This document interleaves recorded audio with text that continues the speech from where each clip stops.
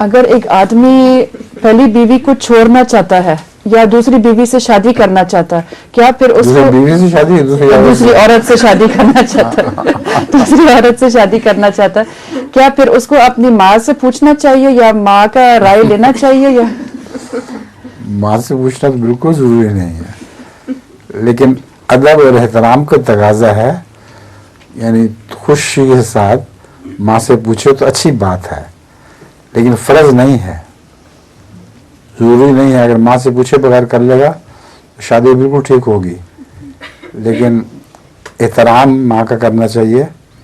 اور ماں کے پاس آنا بیوی نے تو اس نے بھی اس سے سلوک کرنا ہے, اس لیے بہتر یہی ہے کہ اس سے پوچھ لیا جائے.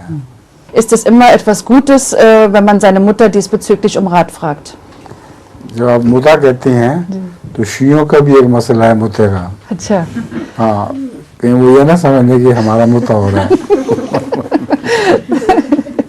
نہیں, ان کا متا ہوتا ہے کہ ایک معین مدت کے لیے شادی کرنا, جی اس کو متا کہتے ہاں ہیں. جی تو یہاں مدر کو شاید جرمنی میں متا کہتے ہیں. ہاں جی بالکل جی ہاں جی.